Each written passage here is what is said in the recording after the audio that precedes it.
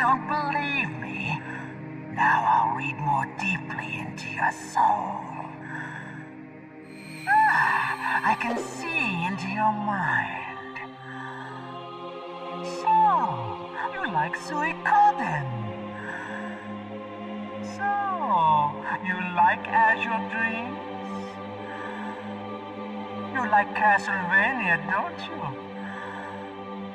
You enjoy role-playing games. I see that you enjoy Konami games.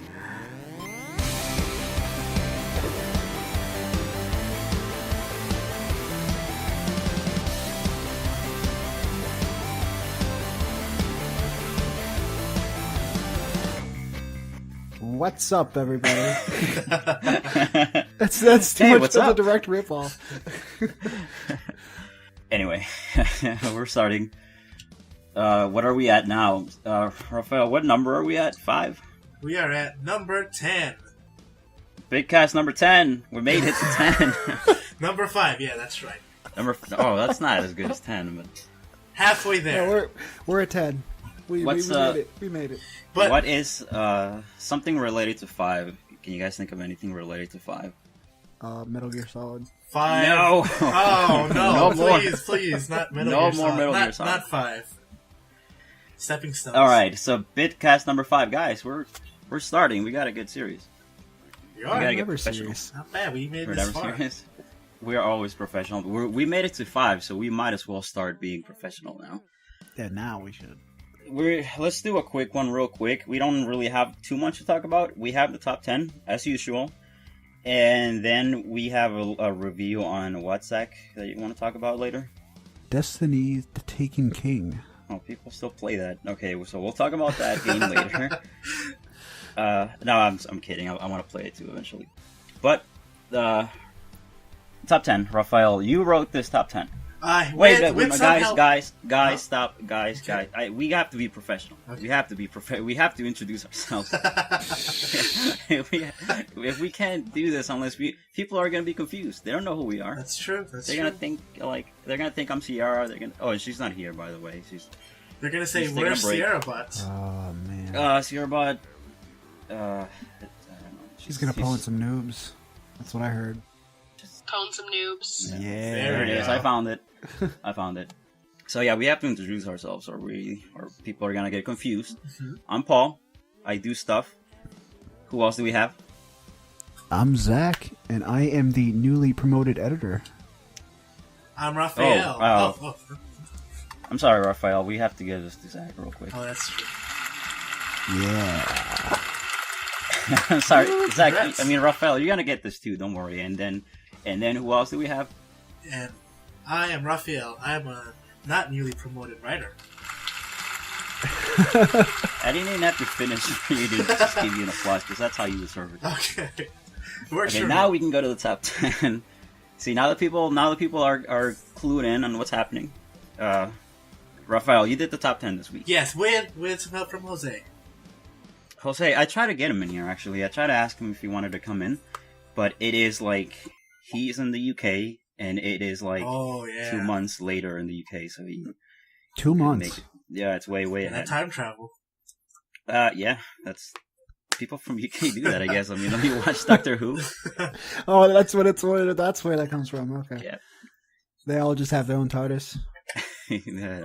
Apparently. I mean, he's not here to kind of deny or, let us know if that's true or not, but we're going to go with, It means it's true. Mm-hmm. Rafael, top 10. This is going to be a quick show, too, because reasons. We have a lot of stuff to do, so... Let's just get with it. Rafael, what was the top 10 this week? Top 10 for this week was top 10 Konami games. And, as we discussed earlier, we wanted to kind of highlight this because Konami did announce that they're going to stop making their AAA games. So we wanted to look at the entirety of their video game library and pick the best ones that we thought fit this top 10. Yeah, I remember I wanted to do this one really bad. I'm really against doing just the basic top 10s, like the top 10 not the movie games, but the top 10 action games, or the top 10 RPGs, or the top 10 Konami games. Normally, I try to stay away from those and try to be a little more unique. But this is kind of a special occasion, so I really wanted to do this one. Actually, I think I started with doing this one. I was going to do this one, and then kind of life just kind of piled on top of me, and I said, I can't do this anymore, so I asked Rafael if he could continue it. Sure. And Rafael, being the man, he took on it, and he did a really good job, Rafael. Oh, thank you so much. Yeah, somehow I managed to write all these little things. But there's a lot of research, because there's a lot of Konami arcade games, which I just realized after looking through all the games. Yeah, you guys didn't know that. Konami made the Ninja Turtles game and the Simpsons game and with the X-Men arcade. They did a bunch of arcade games. A lot of arcade games. So, yeah, I mean, we'll talk about that later, but Konami is not making AAA games anymore, which I don't want to really get into the politics of that too much because everyone's already been talking about that for forever. I mean, what else can you say? We all hate it, obviously. We want them to keep making Metal Gear games, but they're not going to do no more Castlevania, I guess. I mean, at least not AAA and consoles and anything like that. So we're just going to get, apps and phone games from now on? And pachinko machines. Next Silent Hill pachinko. That's a thing? They make that? I think so. There was a trailer and everything, and at the end you find out it's pachinko. That's the twist. Yeah, we don't want to talk too much about the Konami thing. We all know, we all hate it. So let's just get into the top 10. God, and then Jose's not here for the only entry that... this is the one that he put in here. He made me take out Rocket Knight Adventures to make room for this. What is number 10, Rafael? Number 10 is Snatcher. Now I have to admit, I do wish Jose was here because I have no idea what this game is. Me neither. I have no idea. And Zach's going to be so mad at me because he wants us to be really professional and really know about every game before we get in here. So no, I can't fault you because there's a few games on this list that I haven't heard of, but it looks interesting. Wait, I think from what I know, isn't this one of the first, not one of the first games that Kojima made, but it was one of the first, was it on the PlayStation? Let me see what he wrote on here. When people think of Hideo Kojima, they instantly think of giant cutscenes, cardboard boxes, blah, blah, blah, like menus. Oh, so this was on the Sega CD. Real life FMV that made the system infamous. I mean, it's from Kojima. I think he's just a really huge Kojima fan, and that's why he wanted to put this on here. But I don't know a lot of people who know about this. But I mean, I trust him. I've known him for a long time, and if he wants to put this in here, I'm like, you know what, go for it. It's you're helping with the top 10. Yeah. I'm not gonna question it. Snatcher, I'm sure it's awesome. I don't know if it's better than Rocket Knight Adventures, which I had to kick out of the top 10. And Sparkster, that's a good game too. So let's not spend too much time on number 10. So let's move There's on. anything I know less than Nintendo history, it's Sega history. So, Alright. Yeah, I really don't know Sega. You gotta get with the times. I do. That's an area I gotta brush up on. Zach needs to play more movie games. Oh my god. Nobody used to play more movie games. I gotta figure out what I don't like this week. I don't know. What don't you like? Number 9. Damn. Here's an arcade goodie that I've only played once, but I understand the complete appeal of it. Dance Dance Revolution. I mean, I'm kind of a big guy, so I'm not too much into these kind of full body motion games, but it's just like any Guitar Hero game. It's just like any Rockman or karaoke kind of thing, where you have a peripheral accessory, you hit the buttons, and you dance to good songs. Yeah, I mean that's about the gist of it. Dance Dance Revolution, and you always think of when you think of Dance Dance Revolution, you just imagine maybe the kind of people that don't look as flattering when they play the game, but they do so well. Oh yeah, they do incredibly blindfolded. Well. They do it in tournaments. Hell yeah! It's crazy. Some guys do it just one leg, holding one leg up, and just jump all over the place. It makes me think of that South Park episode where they're recruiting I know that. That was you got served. Oh yeah, that's right. So he's got turf. They got Yeah. they got the Asian guy who was really good at this. Yeah. They got a duck The to goth join their kid. dance team. The guy Yeah. just like pacing back and forth. That was his Yeah. dance move. And Butters. Yeah. Butters. Killed man. everyone. He said yes. I gotta watch that episode now. Anyways, DDR. DDR. Yes. I mean, it's gotten so popular, it's even tournament worthy. You know, like arcades everywhere. Is this still as big as it used to be, or not? I think it was more media spotlight when it was coming up, but I mean, they had an update to the arcade machines just last year, so it's not too far. Mm-hmm. A lot of people forget that it's Konami because it's just such a thing of its own Mm-hmm. that people just think of DDR as just something that some company made somewhere, and they forget that it's Konami. But it's huge. It's huge in Japan, and then it got huge here. Actually, I wish David could get in here somehow and talk about that because David is the master of DDR. I'm gonna let him know I'm talking about him so he can listen to the show for the first time. But he was telling me, no, when I was coming up with the list, and I guess people should know, I kind of came up with the list really quick in about 15 minutes. Put a lot of thought into it. But, and then I was talking to David about it, and he was telling me about his past, of how he was around when the games first came out, like when people were first talking about him, and he was like going to shows with his crew and going to competition stuff. He's crazy into DDR. Rafael, let's go to number 8. Number 8, Frogger.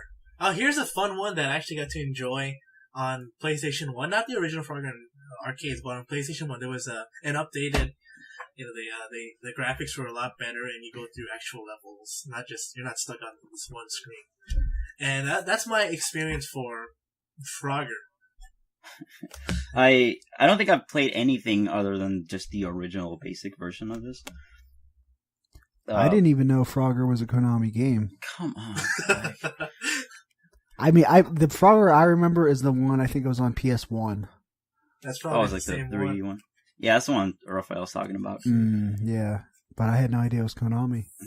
Yeah, I really wanted to put this on the list because it's up classic. there with the classics. Mhm. Yeah, like Yeah, Donkey it's Kong. very and- iconic.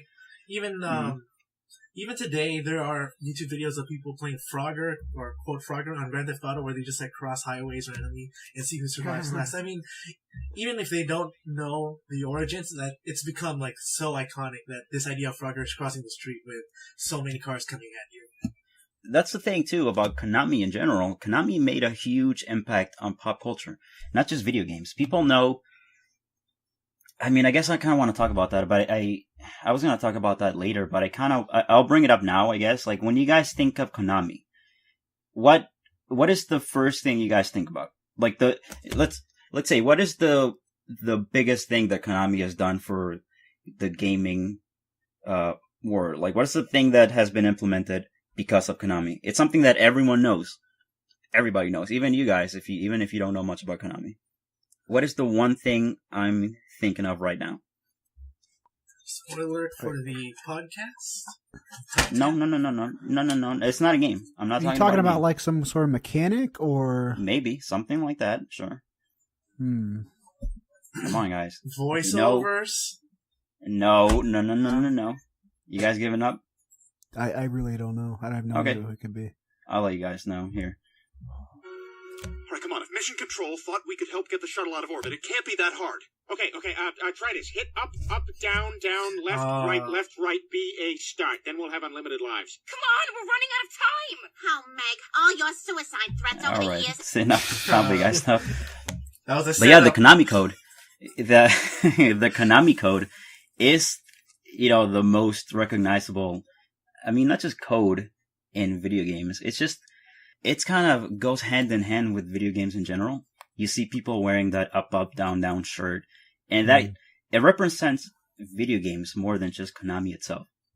And I'm actually surprised you guys did not even think about that. I mean, I'm Not a too happy cheater, about it. Paul. I don't think, use I codes. think we've gotten so far from cheat codes. You don't need to cheat to know that code. It's everywhere. I'm sure like they've said it in a Metal Gear Solid game at one point.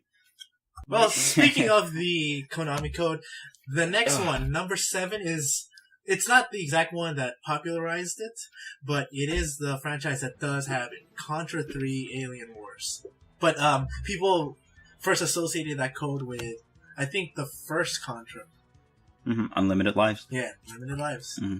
So, Contra 3 The Alien Wars is, I mean, most of you guys already know what Contra is, but the first one was awesome, 2-player co-op, back on, really difficult game on the NES. Mm-hmm. Also, Konami is known for making really difficult games. We'll get to more of those later on. Mm-hmm. But, The Alien Wars.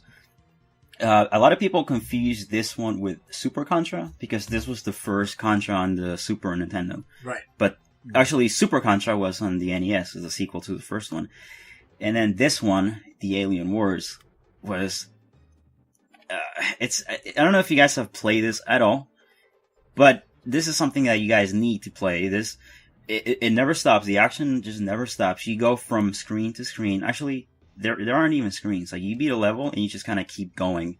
And, a lot of alien killing and action, and the soundtrack is amazing. And this is definitely one of the best co-op games on the Super Nintendo, bar none. This is one of the most fun you can have with one other person. Contra, I think this is the best out of all the Contras, and this was the last good one too, because they had a bunch of 3D ones on the PlayStation, which were not that good. There was one they kind of remade the old style of Contra on I think it was on the DS. There was a recent one that came out, which was kind of went back to basics. But this was the last great one that kind of, the mother of all Contras, and that's why I put it so high up on the list. It's truly awesome. Yeah, just looking at the game, you can tell how much of, you mentioned, action there is compared to the last games. There's just so much more. They even had those moving sections we were talking about earlier, but you're on a motorcycle and you're gunning down aliens who are flying above you, and you're in this long desert. It looked really good for a Super Nintendo game. Oh, at the time, this was amazing looking. At the time, this was like playing Terminator 2 on, at home. This was like the equivalent of watching that movie and then coming home to play this. So Contra 3 is awesome.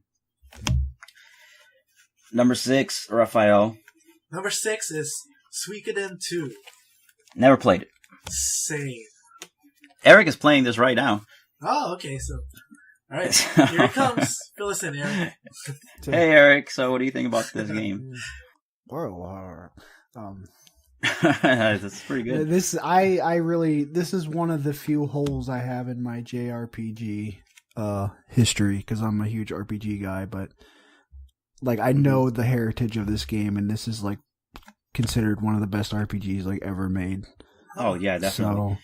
So I feel so badly that I don't know more about it, but it's so hard to commit time to an RPG like that anymore. I wish I'd played it at the time, because now, it's really expensive now, and I don't really like buying the digital versions. I was just gonna say, get a Vita, $5. No, I'm not gonna do that. I don't.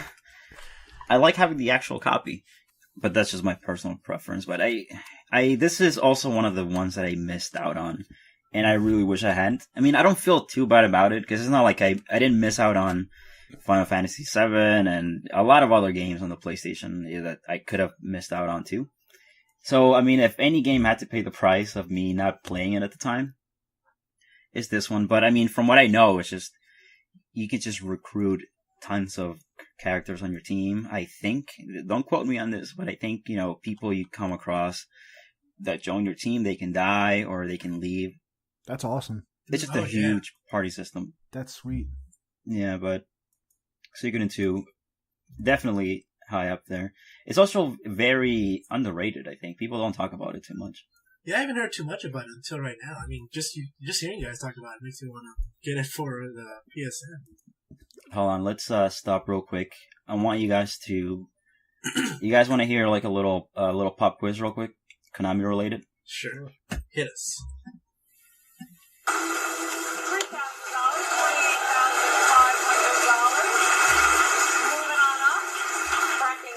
Is the next category. Wants to Be a Millionaire? Avid video gamers, the key sequence up, up, down, down, left, right, snap. left, right, B-A start is a cheat code known as A what? cheat code. Atari code, Bandai code, Capcom code, Konami code. You guys want to take a guess on what you guys think this might be? You guys know the answer? Zach, what do you think it is? I need to phone a friend. Yes. All right, too long. Rafael, what do you think it might be? I want to guess the Konami code, Pat. All right, let's see. His name was Regis. All right, let's see. Let's hear the right answer. I'm not a gamer, so let's jump this question, please. No problem. Jump the question, you don't have to answer it. Let's see the correct answer. Konami code is the correct answer. Let's see what you jumped over. Hopefully it's not too big. He jumped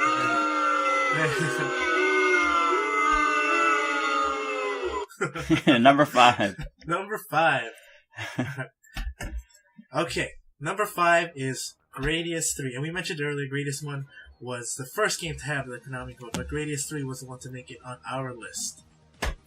I see. I'm kind of disappointed in myself. I forgot that this is where the Konami code first came from. I thought it was Contra this whole time. Yeah, I think that's the common misconception. Even I had to look it up just to make sure. But yeah, So, Rafael, I made you write about this, knowing nothing about it. What can you tell us about Gradius 3? it's a shooter, just like any arcade shooter, a space shooter you'd see.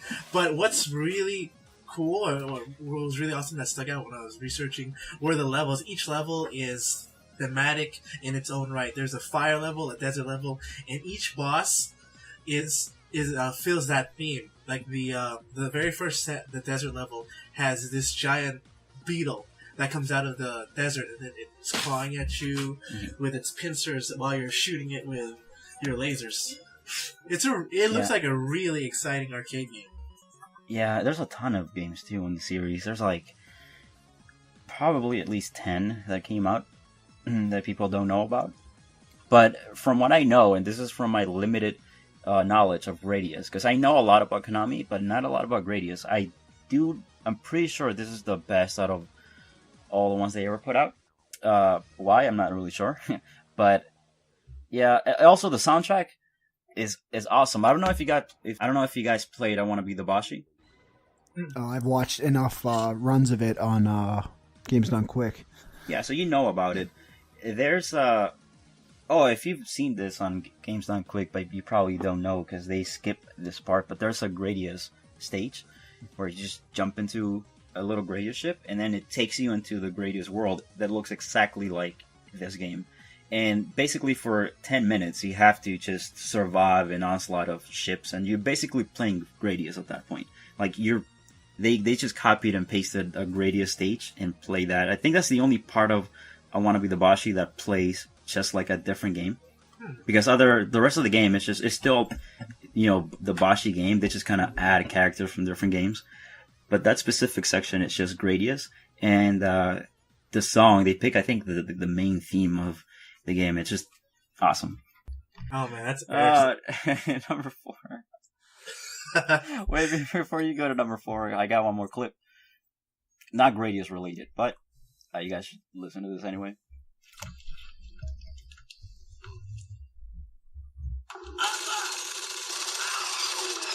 Down, down. Left, right.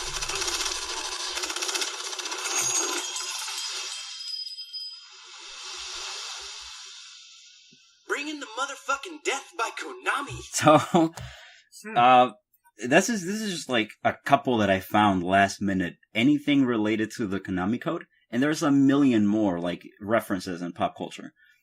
Like one thing that Konami did, more than Sega and more than Square Enix, and maybe not as much as Nintendo, but they embedded themselves in pop culture with a couple things, not just this code. I remember there was a Frogger episode in Seinfeld where who watches Seinfeld here? Because I didn't watch it too much, but I remember that episode. What's the name of the big guy with the glasses? Newman? No. No, actually, no. He doesn't have glasses. The other big guy, the main Kramer. No. The big fat guy is what I'm trying to say. The big fat guy with no glasses. Yes. There's three. No, there's four of them in the show. There's Kramer, Seinfeld, George, and Elaine. George has glasses. Oh, he does have glasses. Yeah. So there's an episode where he talks about how he used to have the highest score in Frogger, and I think somebody took his score from him, and then he wanted to take it back, and then he went back to the pizzeria, and he took his high score back. But the thing is, I think he wanted to take that arcade machine home, but the thing is, there's if you unplug the machine, like all the records get lost. So his score that he's had for years would have been lost. So they kind of figure out a way to keep like the power going, even unplugged for a couple minutes at most, like a minute at most. So he has to like pick up the machine and then carry it across the street to their house, their apartment. And then that scene of him taking the arcade machine and going through the street, like kind of going through traffic and then kind of going past cars. It's like funny. It's like he's playing Frogger with the arcade machine. Yeah. Oh yeah, that's definitely a good reference. Number 4, Zach. Number 4 is Teenage Mutant Ninja Turtles in Time. I actually played this in the arcade, and I mentioned to actually write that down. But I am so happy that I had a chance to play this because it was one of the best co-op experiences whenever I'd go to an arcade. Sorry. Are you sure you played this in the arcades, or are you thinking of the original Ninja Turtles, which looks pretty similar? No, it was this one, because after looking at the bosses, there was that fly boss in the very beginning, and I run out of quarters before beating him, because we were really bad. Yeah. Zach, did you play the Turtles in Time? I have not played a Turtles game. I have not. But I feel like this is something I would enjoy, because everybody loves the Turtles. Which is your favorite Ninja Turtle? Favorite? It's too easy. Not you, Rafael. Yeah, nobody likes Rafael. Yeah, Rafael, you're biased. So, Zach, what's your favorite Ninja Turtle? You can't pick Michelangelo because that's mine. Probably Donatello. Donatello, you like the smart one? Yeah. He likes to build machines. Rafael, which one do you like? Which Ninja Turtle do you like, Rafael? Oh, this is so easy. Oh, Leonardo? Yeah, he's cool. Yeah, that guy, yeah. So, Ninja Turtles in Time. I think this was TMNT 4, and I'm not sure why it's number 4. I can't really. Let me go back and look. Yeah, this was 4, and I'm not. I'm trying to remember why it's the number 4, because I guess that they must be counting even the originals on the NES, because there were 2 on the NES, which are known for being extremely difficult. There was the first arcade game, so I'm gonna assume this is what happened. That's why this one is number 4. So basically, Shredder, he steals the Statue of Liberty and takes it back in time. So the Ninja Turtles have to get it back. That's why you see the Statue of Liberty right there in the. Look at the cover art. Mm-hmm. Yeah, right in the middle of it. Yeah, right in the middle, right next to the dinosaur being ridden by one of the Foot Clan. Right. I always hated how Michelangelo looks in that picture. He looks like vicious and hideous. Look at him, right at the bottom. Looks horrible. It's sad. But yeah, this is just. It was awesome. It was awesome in the arcade, and it was awesome on consoles too. I think it was only on the Super Nintendo. That's when I first played it. I always picked Michelangelo because Michelangelo is the best. And yeah, I'm not really sure what else to say about that. It's Turtles in Time. Yeah, everyone knows or should know it. Absolute fun beat 'em up. You scroll right and then you fight all the ninjas that they can send at you. Just a blast, just playing, just a co-op. Such a good experience. All right, now we're getting into Ninja Turtles. That's what they are, right? All right, so now we're getting into the really good stuff. See, from 3, 2, 1, these are. It's funny because to 4, they're not bad games in any way, but they're nothing compared to 3, 2, and 1. Because these next 3 entries are some of the best games of all time. Like, all 3 of the next games could make a top 10 list of the best games of all time. Actually, all 3 could make it in the same list. If you argue enough for all 3 to be in there. It's true. Number 3, Rafael, what's number 3? Number 3, the Silent Hill 2. Oh, man. Please tell me you guys have played Silent Hill 2. I attempted to play Silent Hill 2. It was too scary. This was too scary. It was like a year ago I tried playing it. Oh, really? Yeah, and I got to the part where you see Pyramid Head like it was like that dingy apartment building, and he's in the corner like fornicating with a corpse, and oh man, the atmosphere is just overwhelming. Zach, do you know what he's talking about? This is one of the games that I played when I was like way too young to be experiencing things like this. Because like, how young were you when you saw Pyramid Head making love to Well, I mean, I think like back, like I was probably like 7 or 8 when I played like the first Resident Evil, or like at least saw it. And so Silent Hill, like it had to be probably not at that same age, but nearby there. So, I mean, it was just. Like Resident Evil is one thing, but like this just goes to a whole nother level of psychologically disturbing that, like he said, that I'm not even sure if I tried to play it again today that I could handle it. You have to at least. But try. it's so iconic. I mean, that's the thing is I know so much about it because it's so iconic. I mean, Pyramid Head is like one of the most.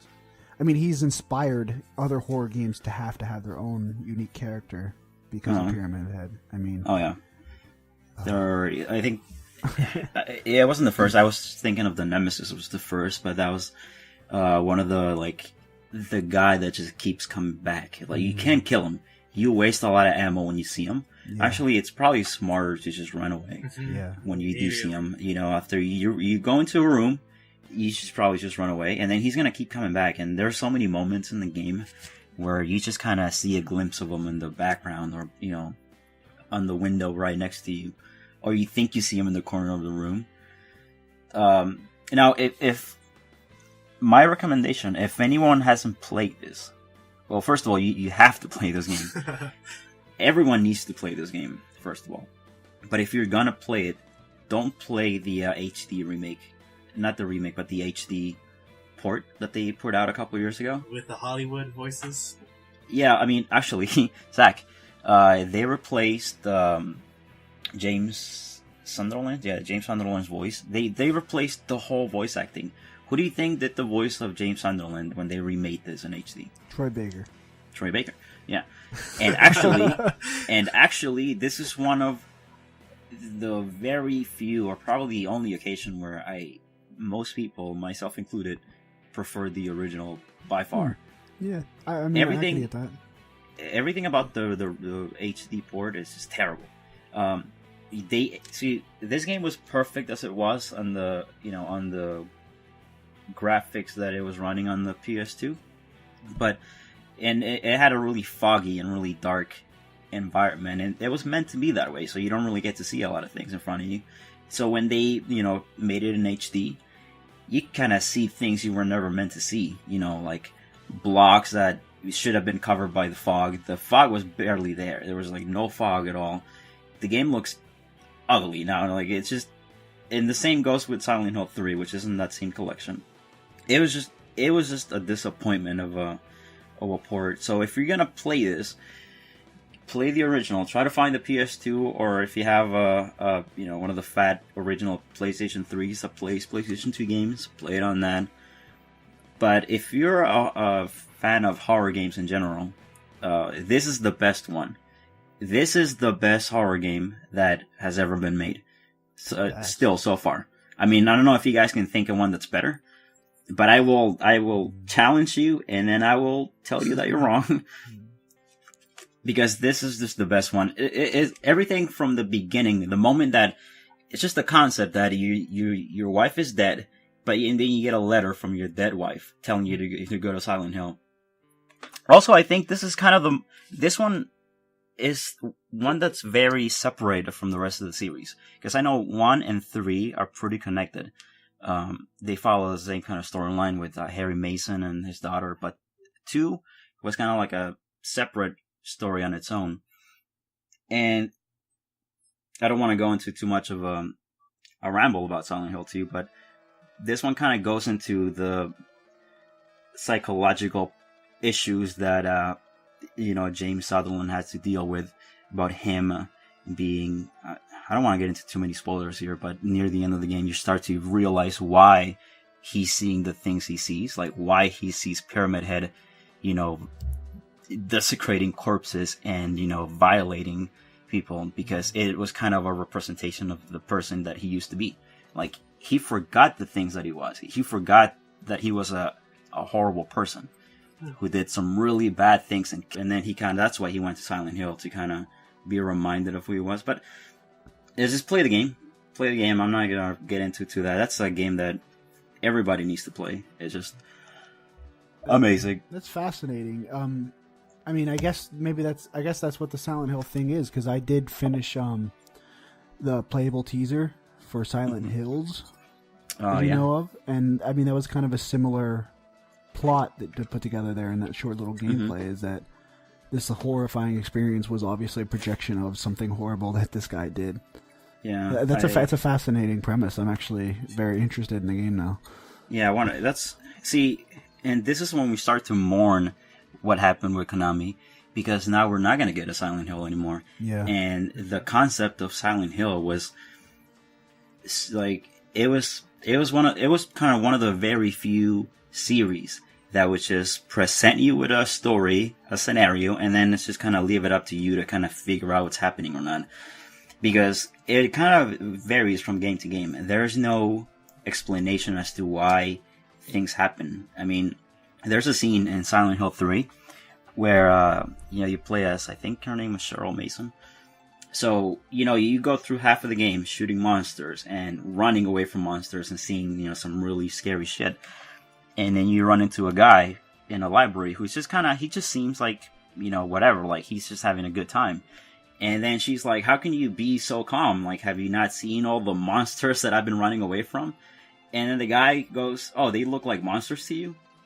And that just kind of blew my mind, because that kind of opens up possibilities as to, like, maybe she's just seeing things as monsters and she's been shooting people this whole time. Or killing just regular people that look like monsters. But again, it's not confirmed if that's the case or not. They just kind of put things like that into the game to just mess with your mind, I guess. Adds to that psychological, thriller, cerebral experience. Yeah, and there was so much potential. Now we were going to get a new Silent Hill. We got, they teased that something was going to be awesome.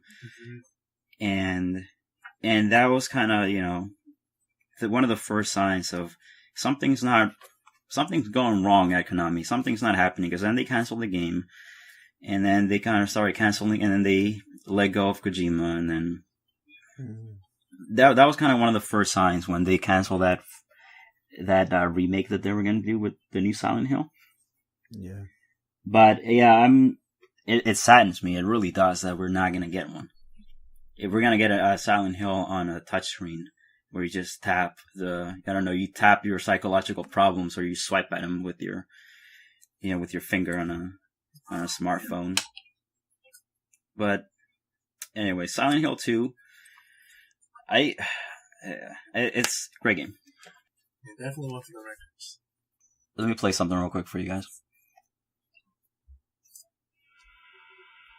James, honey, did something happen to you? After we got separated in that long hallway? Are you confusing me with someone else? You were always so forgetful. Remember that time in the hotel? Maria? You said you took everything, but you forgot that videotape we made. I wonder if it's still there. How do you know about that? Aren't you Maria? So, if you guys don't know, this is somebody that he meets as soon as he gets to Silent Hill, and this is this girl named Maria, and she looks exactly like his wife. So that's just kind of one of the first things that the game, does to kind of mess with your mind and not really know what's happening.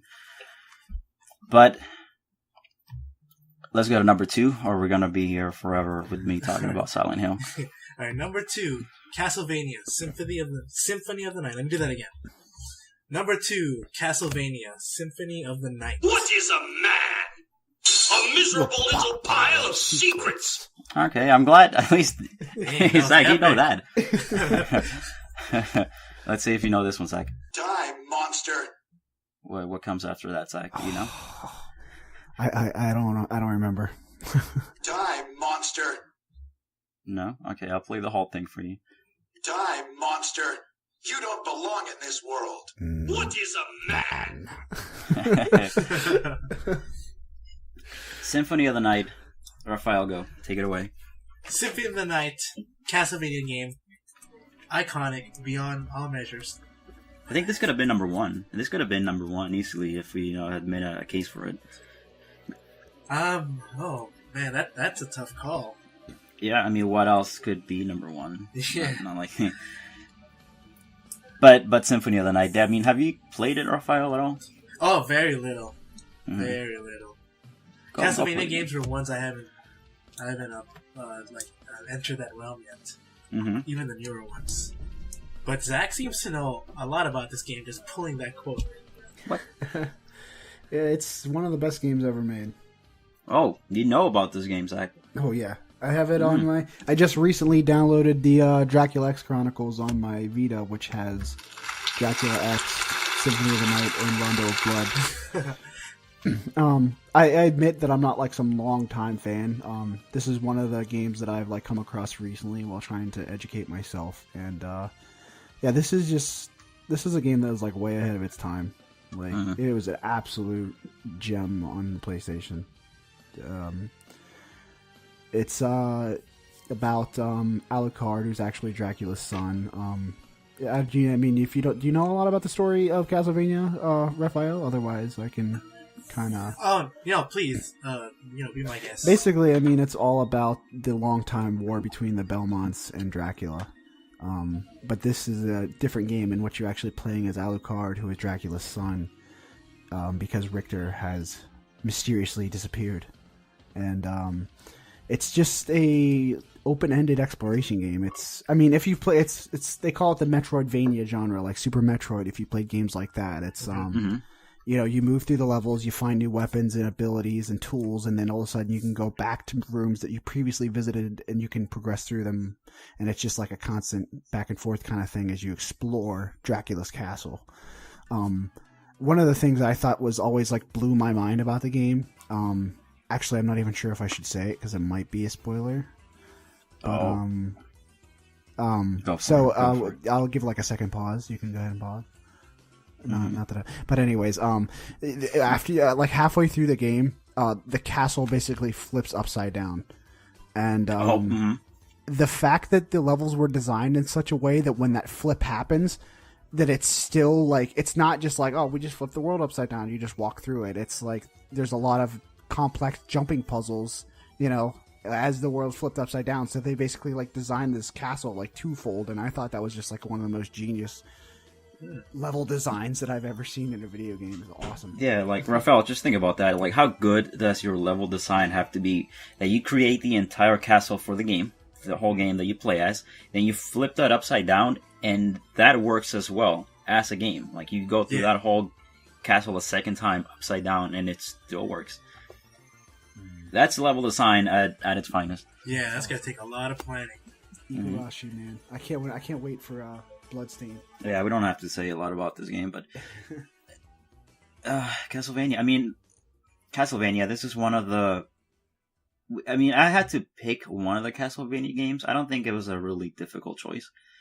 Most people easily pick this one out of all the Castlevania games, but again, this is another series that we're not gonna get anymore. Castlevania is done, at least as we've known it, until now. And yeah, I don't know, it just sucks. And just thinking about it is like, this is why people are so upset with this news of Konami. There is no more Castlevania. There's no more Silent Hill. There's no more something that starts with metal and ends with something else. But yeah, this is another one that if you haven't played Castlevania at all, like if you haven't played any Castlevania, then just play this one. This is the only one you need to play. I think it's the Metro. This is the game that kind of solidified the Metroidvania, because it wasn't until this one came out that the term Metroidvania was even coined, because it wasn't really like this until, this game had that kind of, I don't know, I guess that kind of gameplay or that kind of world overview was just, Super Metroid. But then this one came out, and then that it kind of took what Super Metroid did and then perfected it. And then they kind of combined the two games that did it the best, and then it turned into Metroidvania once this game came out. And then now it's a term that we all know, and then it's a term that we wish there were more games of like that. There's not that many. I wish there were more, but you guys want to do number one? Okay, number one. Number one. Rafael, you gotta let me do the thing. Number one. Okay, go ahead, Rafael. Number one, I think we all kind of guessed, seeing as it wasn't in the previous spots, but number one is, of course, Metal Gear Solid. Mm-hmm. Oh, Zach, when I made the list, I wanted your opinion. Number one, I was kind of thinking about it a lot. It was either going to be this or Metal Gear Solid 3. It was going to be this or Snake Eater. And I really had to battle with myself as to which one I should put on there. But then in the end, I kind of went with this one. Now, do you think I made the right choice or not? Yeah, absolutely. No? Yeah. So tell us about Metal Gear Solid, because nobody knows about Metal Gear Solid. It's not like we've talked about it really 4 podcasts in a row. But, No, just do your best. Just do your best. No, this is a game. This is like one of the not by no means the first game I played on PlayStation, but like I said, I played horror games, and I watched a lot of horror games. What I mostly played was games like Final Fantasy, hardcore RPGs. When this game came along, it kind of just like melted my brain as far as like, it's fitting because there's been a lot going on with like the voice actors and stuff lately, and I always say that like Metal Gear Solid was one of the games that like pushed the envelope and was way ahead of its time as far as a complex story and having like really high quality acting in those games. It was just absolutely engrossing. Honestly, I don't feel like the gameplay itself aged very well, but it's just there's so many memorable moments in this game. It has arguably one of the greatest boss fights like ever in video games in it. It's I'm just gonna sit here and gush over this game for how amazing it is, and it's not on the list just because like Big Cultures is a bunch of Metal Gear fanboys, but this is legitimately like one of the best games. Shadow Moses. Shadow Moses. That's all you have to say. Yeah, I don't even want to talk about this game anymore. We've talked about Metal Gear Solid so much that I can't. You know what? The Metal Gear Solid sucks. I don't care. I don't like it anymore. We got Metal Gear out of our system. It's number one. Did we? No, we don't. No, we didn't. Because I'm looking at some upcoming top 10s. And Rafael, you want to say something about Metal Gear? Yeah. For the last time, because I'm gonna ban it after this. The ban hammer hits Metal Gear. Mm-hmm. No more Metal Gear on Big Cultures. But no, of course Metal Gear had to be on the list, and of course Metal Gear Solid was, to think how expansive a game could be in regards to its plot, in regards to the excellent voice work, the details put into the bosses, the Psycho Mantis boss fight where you had to plug in your controller in another port. Mm-hmm. It was just, it's crazy to think that was a PlayStation 1 game. Yeah. That it falls to this extreme paradigm of this was PlayStation 1 in the 90s. Yeah. And this is Kojima's vision. Yeah. And it just sets, we always talk about it, but it sets the path for all the other Metal Gears in this huge story that takes place over 20 years, from the original conception of the original Metal Gears. And it's because of Solid that it got to continue. Yeah, I don't think I'll ever forget the moment, the time that I played this for the first time.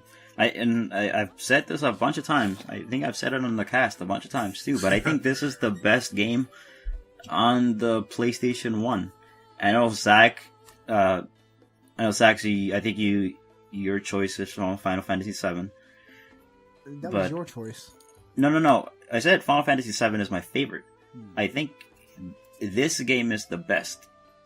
Final Fantasy VII is my personal favorite, but Metal Gear Solid is the best PlayStation 1 game. And it has a lot of competition from Symphony of the Night and Final Fantasies. That's true. Yeah. But yeah, I definitely believe this is the best game on that system. It's a tough call. I could see that possibility. I definitely am not sitting here going, "Oh my god, how could you say that?" Do you guys want to hear a clip? Metal Gear? Liquid. No. No. Well, spot on. Should I? Yeah. Here, let's listen to some Metal Gear before we end this. Snake. Liquid. You're still alive. I won't die. As long as you still live. Too bad. It looks like your revolution was a failure. Just because you've destroyed Metal Gear doesn't mean I'm done fighting. Fighting? What are you really after? A world where warriors like us are honored as we once were. As we should be. That was Big Boss's fantasy. It was his dying wish. When he was young, during the Cold War, the world It's so crazy to hear about this now that I'm playing Metal Gear Solid 5. were valued then. We would decide. But things are different now. Yeah, it's crazy that they're talking about Big Boss and how I'm playing as him. As, part of what they're talking about. Because I think mostly they're talking about Snake Eater. Guess that was the Cold War era, I think. Mm-hmm. But, yeah, let's close this up real quick. We gotta take a break, and then do we have a review? Oh, Zach, you have a review to talk about later. Yes. What did you want to talk about? Not Metal Gear. Well, no, I just want to follow up on what we talked about a few episodes ago, and The Taken King is out, and I'm going to give you my opinion on it. Okay, we'll do that. And then question of the week, and we'll close it out. What song did you want to close out? You wanted a song.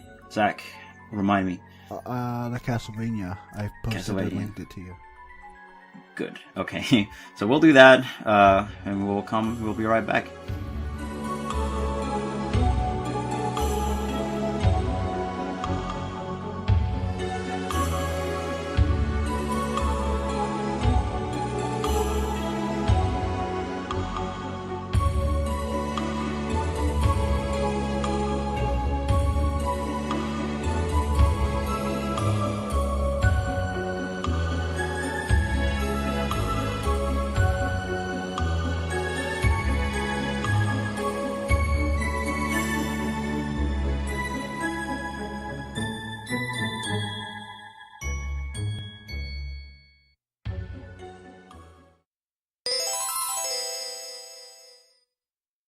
Alley Cat Blues.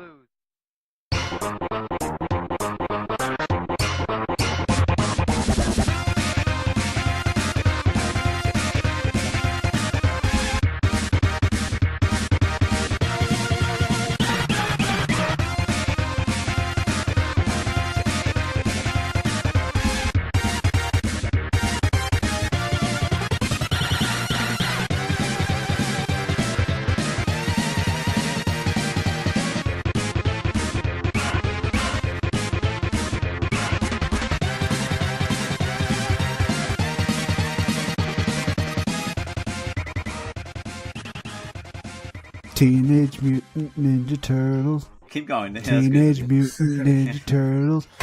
Turtles in a half shell. Perfect. I don't know is that the lyrics? No, you got it. Also, I forgot to play this, but here's something to remind us all about Konami. Here, so let's listen to this real quick. Music to my ears. Let's hear that again. You guys want to hear that again? Might as well. There it is. I can't get enough of that. We're never gonna hear it again, guys. We might as well. Might as well just quit gaming now. Zach, you had a review you want to talk about? Yes. Oh, so Destiny, Taken King. Oh, didn't we? Oh, you talked about. I think on the last show that you were on, you were talking about this. You were in the process of playing this, so you could review it. It wasn't out yet, but I wrote an article a while ago about all the things that the game basically did wrong on its initial launch. Oh, it's terrible. It was not great. Oh, it was not great. Mm-hmm. It had some addicting factors, but it needed a lot of work. So boo Bungie at the time, but I actually gave The Taken King an 86, which is wow. The guy's even played. So 86, that means it's a terrible game. It's pretty. Yeah, some people would say that. Yeah, but so what did they change? The big thing I would say that's most important is that there is actually a crap load of content in the game now. One of the biggest problems that you had with the old game is that it was so repetitive and boring, it was unbearable. Like, you have to just be a diehard shooter fan to be able to sit there and play that game for that entire year, because there was just no variety to the content whatsoever. The biggest drawing basically was if you had groups that you could do the 2 raids with, because there's no matchmaking for the raids, which is another issue that was with the game. But the Taken King came along and basically not only added an entire expansion worth of stuff, but it basically not rebuilt the game, but like changed the whole game for what it was. It really made the flow of all the stories a lot better. It actually gave I'm being generous even calling what was there a story before, but the Taken King actually gives you a really good, suitable story that really motivates you to keep going through the story missions. Because before, even what were called story missions were really just like arbitrary missions to get you from point A to point B to kill the next thing. Like, there was, like, you would sit there and be like, why am I doing this again? Whereas the Taken King has the central plot that's about the Taken King Oryx using all of the different alien hordes and bringing them to fight for him against you. One of the things that they really changed as well is the leveling system. Before there was, you would level to about level 20, and then from there you would have to increase what is called your light level in order to be able to complete the higher level things such as raids, whereas now the level cap has been raised to 40, and your light level basically is a cumulative number that is representative of your strength and your defense overall. So it really is just an indicator to how suited you are gear-wise for taking on higher challenges. One of the things that really what they did well is that I think they kind of realized that, because when Destiny was first announced, like I mentioned on the previous show, was that it was kind of marketed as this giant space epic like Mass Effect or something like that, and we thought we were going to get this great story. Even though the Taken King has a much better story, I think they kind of accepted that that's not what they are, that they are very much a loot and shoot kind of game, sort of like Borderlands, in which you just go and you kill stuff and you hope you get better gear. This basically enabled that, but broke up the monotony dramatically by giving you new raids. They're still adding new missions now, like they just added another new mission that allows you to go on this quest to get a new gun, things like that. There's different ways to go about getting your new exotic weapons that break up the monotony. It's not just about getting a random drop that's impossible to get, things like that. That's really what made the game better, is that there's, how do I put it? There's just so much to do. I mean, I keep saying that, but that was really the biggest problem with the game, is that it was just so dry and empty and lifeless. But now, even the NPCs in the world, they talk all the time now, and they're always interacting with you when you come by. So the world feels alive, and it feels like your character matters, and he is somebody, and you're not just this lifeless avatar that's going and shooting things for no reason. So I just have to give them credit for going in a direction confidently and saying, hey, this is what the game is. This is what the loyal people stayed for. So we're going to go ahead and make this a better version of what it always should have been to begin with. I wonder sometimes if maybe like Bungie didn't get the time that it needed to release the game in the situation that it was, but I can say, and I absolutely support, and I say that if you're thinking about getting into Destiny, that now it is in a state that is worth trying, and it is the game that it should have been when it was released. I might do that. But I probably won't. That's sad, because I need people to raid with. Rafael, you gotta should help him. He doesn't have a PS4 because he's a noob. Rafael. Yeah, because I'm playing on PC. What do you have, a GameCube? Yeah, just the one GameCube. I've been reviewing all my games on the GameCube. No, I've been playing a lot of PC games. Like, PC has become the main console for me just because there's so many games, aka so many deals on video games. Okay, well, first off, PC is not a console. Let's get that. No, but it has become the console for me. That's what I'm saying. No. Okay. Just because you plug your Xbox controller on it doesn't make it a console. Yeah, run the Steam on big controller mode. Just plug that GameCube controller, see how that works. Yeah. No, I'm still, in regards to quote consoles, I'm still in the last generation, still playing PS3 games, Xbox 360 games. I did get a Nintendo 3DS. I'm trying to chug through Story of Seasons, but Harvest Moon games always take a long time. I think it's funny, this just turned into, so what have you guys been playing this lately? Yeah. So what have you guys been playing lately? Destiny, the Uncharted collection. I've been playing. What have I been playing? Metal Gear. No, we don't know. Oh yeah, it's forever banned. Ocelot. No. Otacon. Hey. No more. Stop it. You know what I just noticed? Looking at my soundboard, we talked about the Ninja Turtles, which is probably going to be the first and last time we ever talk about the Ninja Turtles on this show. And I forgot I had this. Oh yeah. And I didn't even get to use it, so I'm just gonna use it now. Anyway, I lost it. So that was my only chance, and I lost it. This is a sad day for bit cultures. Sad day for me. Snake. No, stop. Hurt me more, Snake. All right, let's do the question of the week real quick so we can finish the show. Rafael, what was the question of the week?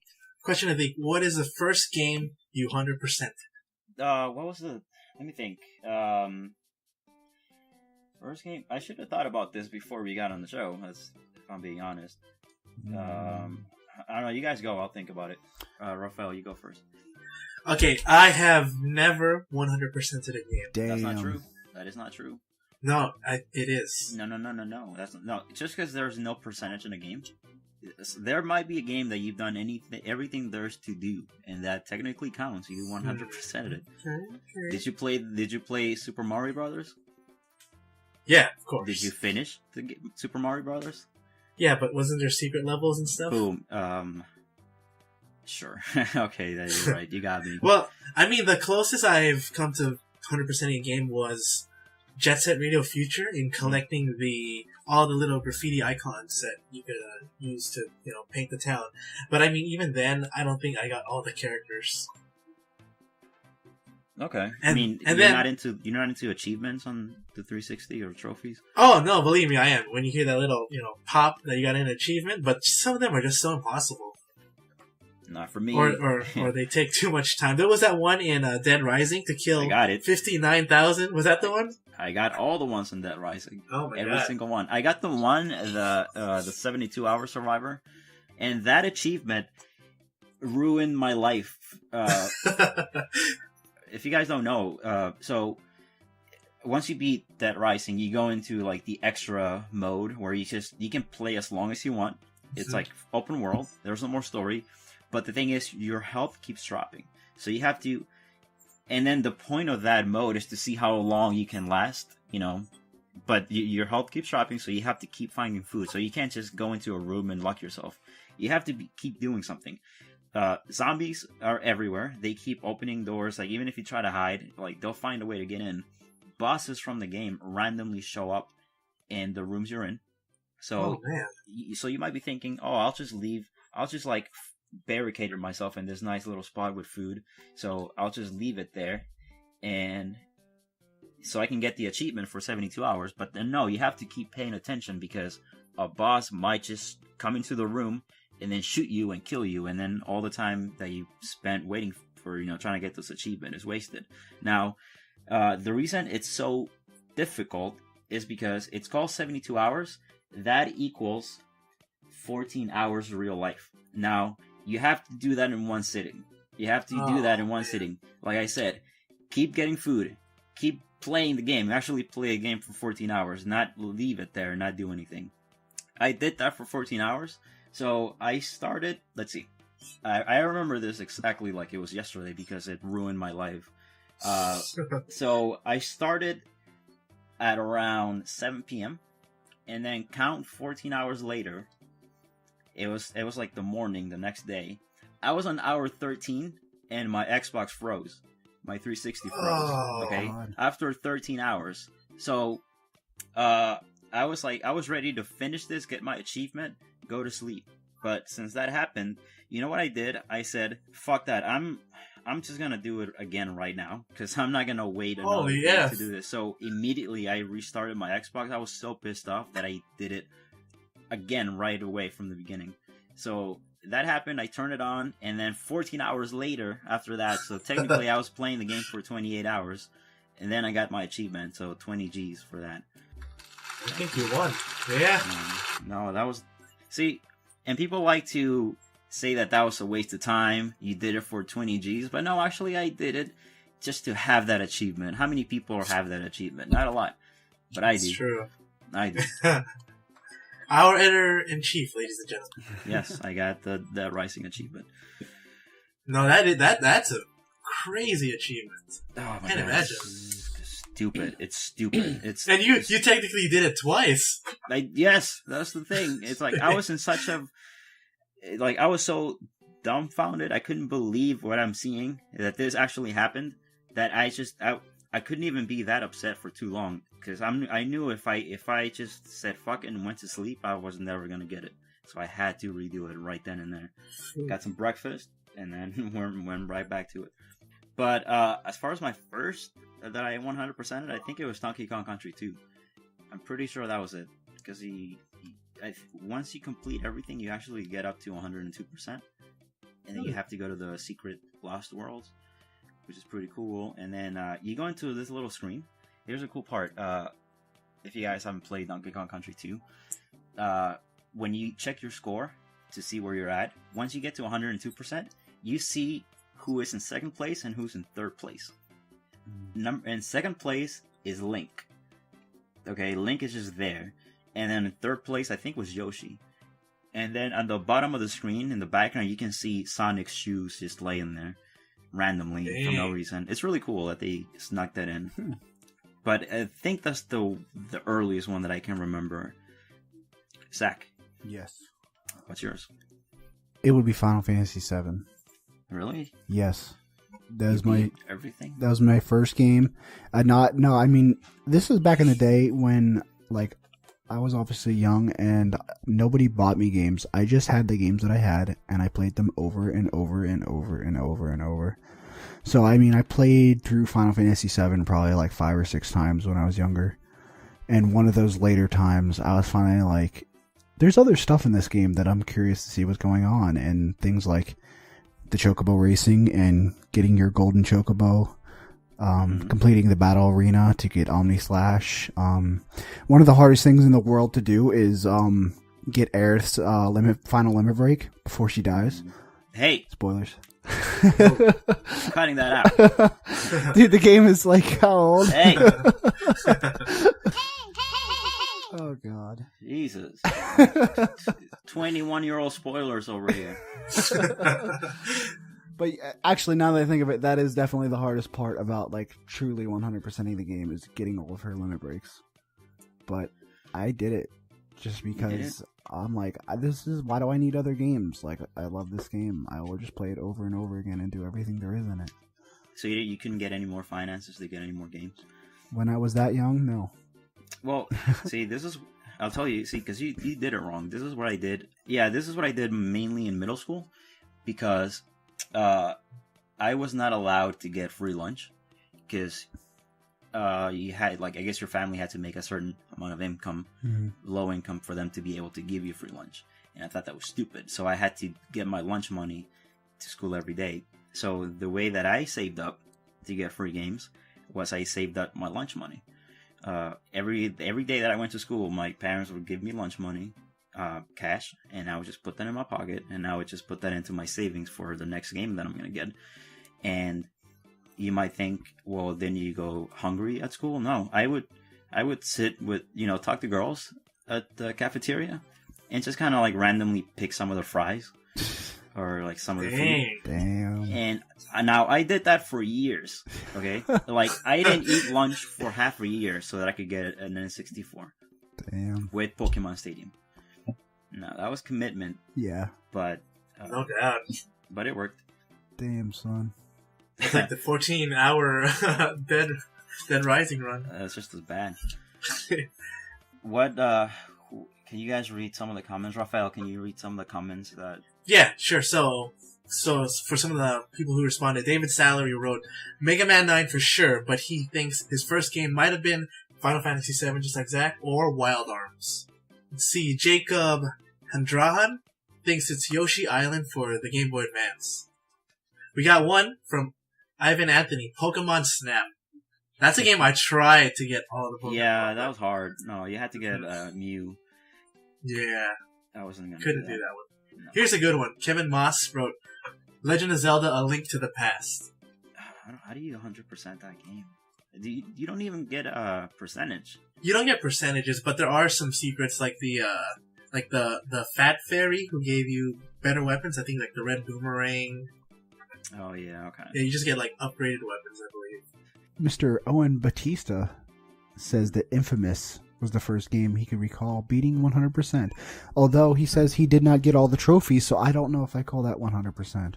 Nope, it's not. It's not. That is shame on you. It's a record. It's there. It's not with trophies. Trophies are the new 100%. I agree. Yeah, it is a physical representation now. You cannot hide it. You can't tell people that you 100%ed a game. Yep. Sync your trophies, people. You might lose them if something happens to you. You can't say, it's on my memory card that I lost. Yeah, no, it's not. Hey, let me see. Pull out your trophies. Let me see what you got. Oh, I do it with you got like 2 bronze trophies. Like you get 1 bronze trophy for 100%ing the game. I'm like, no, that doesn't count. You have to get the rest of the trophies. Oh man, let's see. Mr. Antonio Schwalt, if I'm saying that right, said Oregon Trail. That game. That game. Truthfully, I think that's impressive because I don't think I ever made it more than like 5 seconds into that game before everyone died of dysentery. So dysentery, yeah, that's how I died every time. Prone to dysentery. Oh man, I'm not sure if I'm saying this gentleman's name right. That we work with, Lath Thomas. Mm-hmm. You got it. Majora's Mask. Let me guess, Smash Brothers. Majora's Mask. Oh, okay. That's a hard one. Mr. Grant Roberts said Pokemon Red version. Wait a minute, no. Because you have to get Mew to 100%. To be fair, he said Red version, not Pokemon, so there could be a Red version of something else. I don't know. You tell me a Red version of anything right now. Yeah, exactly. Halo Red version. And lastly, I don't even know how to say this person's name. Jared Olszewski. Jared Yu. My first 100% probably would have been Kirby and the Amazing Mirror or Metroid. I was just thinking about it. Zach, I never actually 100% at Final Fantasy 7. You're a terrible person. I know. I That's tried the measure. I tried to beat Ruby and Emerald, and I couldn't at the time. It's rough. And I never actually went back to it. I think once the port comes out in a couple of, assuming it comes out this month, the PlayStation 4 version of the PC port. I'm gonna try to do that finally for the first time. And I hope there's a trophy for it. If not, I'm wasting my time. I forgot how we even close this anymore.